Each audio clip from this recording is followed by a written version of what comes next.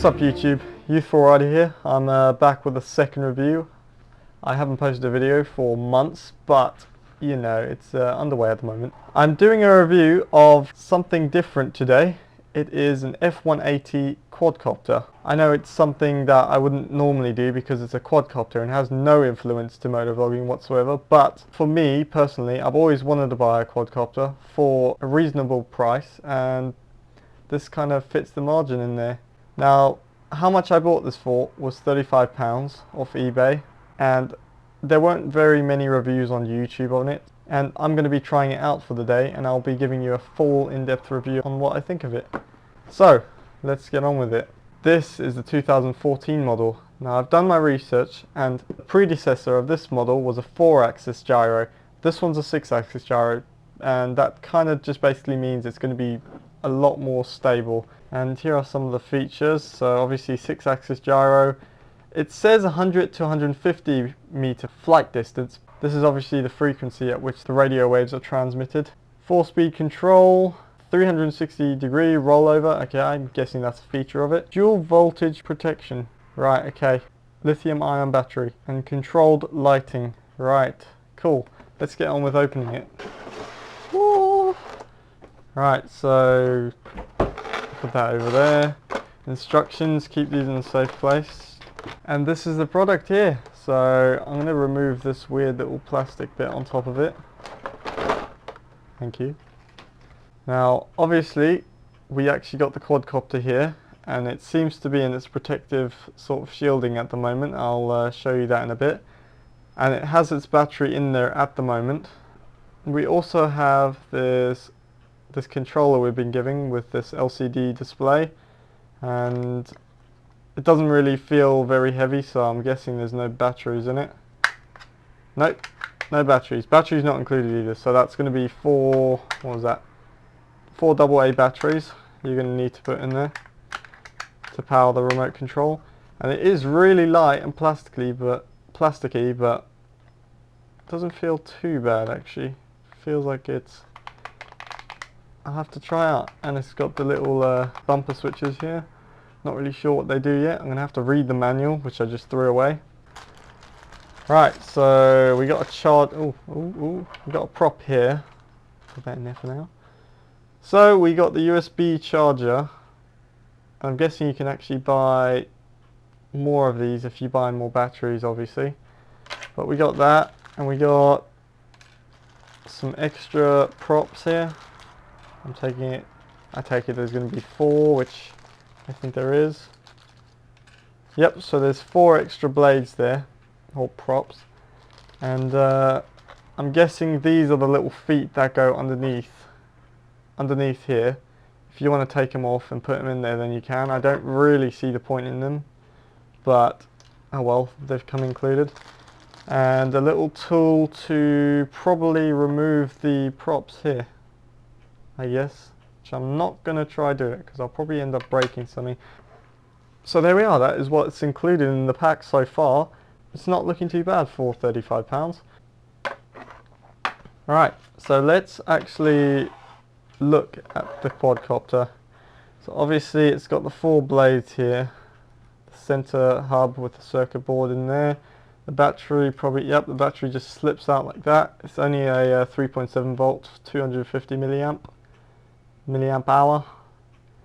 And you can buy spares of these, I think, and they're not too expensive if you order from China, but in the UK I think they're about £9 each, which is just ridiculous for this little thing. The protective housing does actually come off, just like that, and then you got the quadcopter itself, just like that. And I will be doing tests on runtime, how long they will go with it and without it. I reckon there wouldn't be too much difference because this is super light.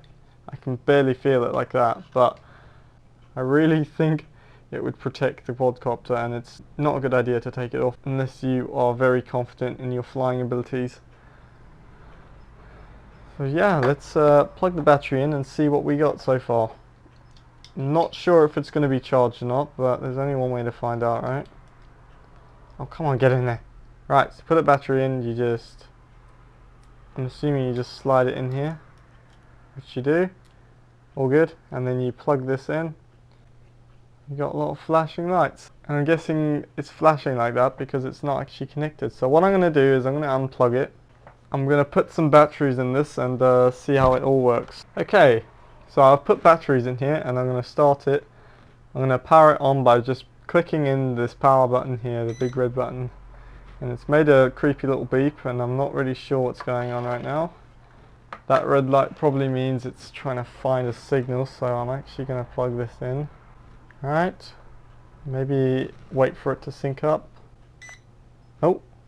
Oh, okay, we've done something. Okay, so I think what I did there is I clicked this up to the top and then clicked it back, and that somehow synced it together. And okay, we got power. I'm going to test this bad boy out now. With this LCD display, right here we have the percentage of throttle that you're putting on. And these little things here, I believe, are fine tuning.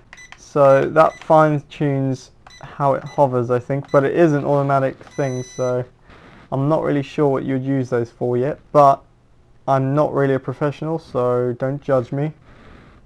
And these are obviously your directional pads. This turns the quadcopter side to side. This turns it forward and back, and this actually, these two here, spin it round and round, doing a pirouette. So let's actually get on with the flying and I'll give you a review on that. Okay, so I've never actually flown one of these before, so this is quite interesting to watch.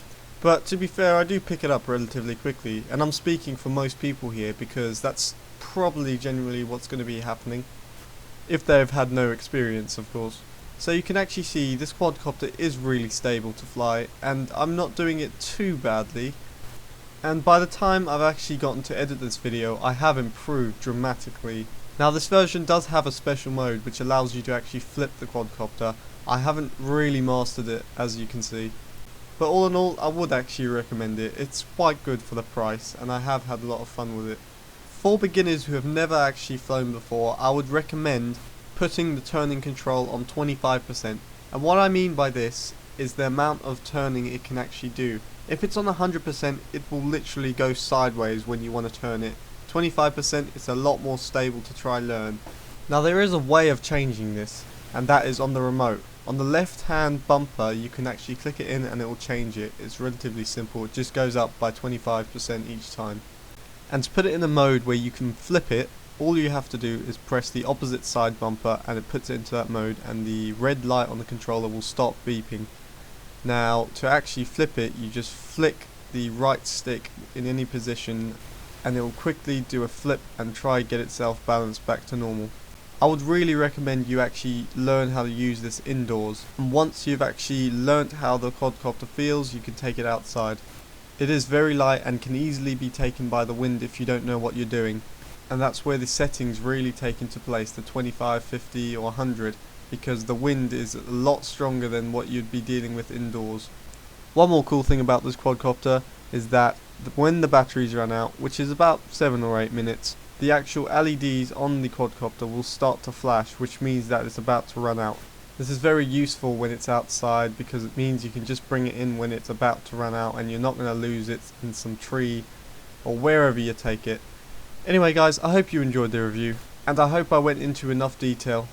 Otherwise, just ask questions in the comments and I'll try my best to respond to them. Bye!